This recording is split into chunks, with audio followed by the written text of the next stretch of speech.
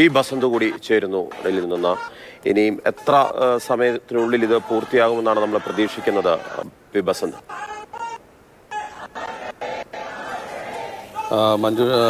Marshal 11:45 ഔദ്യോഗികമായിട്ട് ചടങ്ങുകളുടെ സമയം നിശ്ചയിച്ചിരുന്നത്. വലിയ ഒരു ജനക്കൂട്ടം തന്നെ ഇപ്പോൾ എത്തിയിരിക്കുന്നു. വളരെ വിശിഷ്ടാതിഥികളൊക്കെ തന്നെ ഉണ്ട്.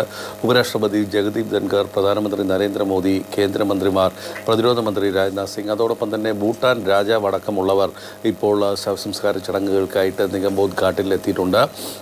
ഡൽഹി ലഫ്റ്റനന്റ് ഗവർണർ അടക്കമുള്ളവർ അല്പസമയം മുമ്പ് പുഷ്പചക്രം അർപ്പിച്ചിട്ടുണ്ട്. ഇപ്പോൾ കിരൺ റിജ്ജു, പാർലമെൻ്ററി കാര്യമന്ത്രി കിരൺ റിജ്ജു ആണ് പുഷ്പചക്രം അർപ്പിക്കുന്നത്.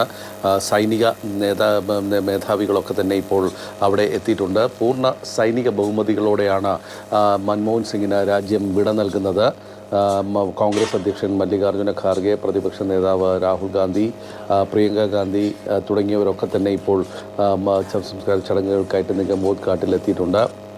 ഇപ്പോൾ സംസ്കാര നടപടികൾ ഇപ്പോൾ ആരംഭിച്ചിരിക്കുന്നു. ഇപ്പോൾ നേതാക്കളെല്ലാം തന്നെ, മന്ത്രിമാരും നേതാക്കളുമൊക്കെ പുഷ്പചക്രം അർപ്പിക്കുന്ന ഒരു ചടങ്ങാണ് ഇപ്പോൾ നടക്കുന്നത്. ഇപ്പോൾ BJP ദേശീയ അധ്യക്ഷൻ JP നഡ്ഡയാണ് പുഷ്പചക്രം അർപ്പിക്കുന്നത്.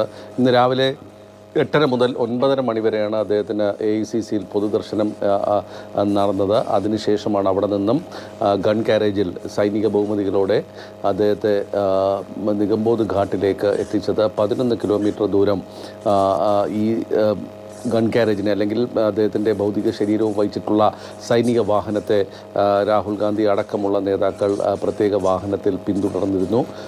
നിരവധി നൂറുകണക്കിന് കോൺഗ്രസ് നേതാക്കളും കോൺഗ്രസ് പ്രവർത്തകരും മൻമോഹൻ സിംഗിന് അന്ത്യ യാത്രാമൊഴി നൽകിക്കൊണ്ട് ഒപ്പമുണ്ടായിരുന്നു.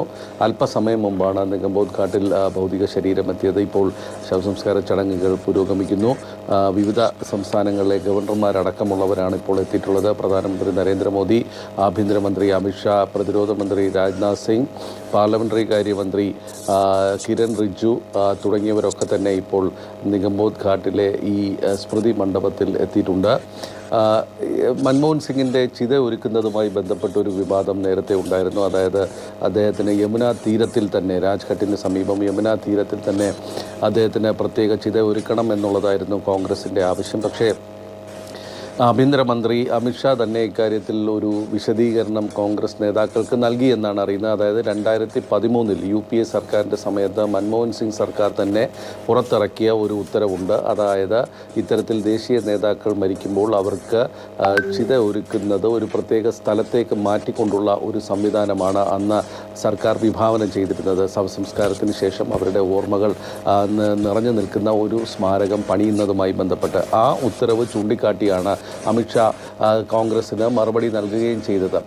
മാത്രമല്ല, ഇക്കാര്യത്തിൽ സർക്കാർ ഒരു ട്രസ്റ്റ് രൂപീകരണം അടക്കമുള്ള സാഹചര്യം ഇനി വേണ്ടിവരുമെന്ന് സർക്കാർ വ്യക്തമാക്കിയിട്ടുണ്ട്. അതിന് സമയമെടുക്കും. തൽക്കാലം ശവസംസ്കാരം നടക്കട്ടെ, അതിനുശേഷം നമുക്ക് ഒരു സ്മാരകം പണിയുന്ന കാര്യം വളരെ കൃത്യമായി ആലോചിക്കാം എന്ന് സർക്കാർ ഇന്നലെ രാത്രി വളരെ വൈകി ഒരു പത്രക്കുറിപ്പ് പുറത്തിറക്കുകയും ചെയ്തിരുന്നു.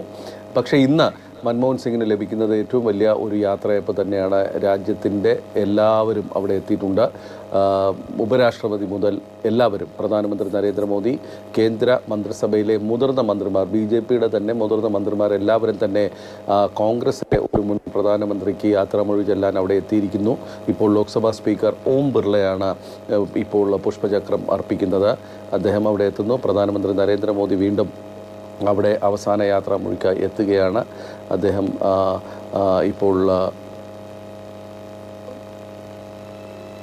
പുഷ്പചക്രം അർപ്പിക്കുന്നതിനായിട്ട് പ്രധാനമന്ത്രി നരേന്ദ്രമോദി ഇപ്പോൾ പുഷ്പചക്രം അർപ്പിക്കുകയാണ്.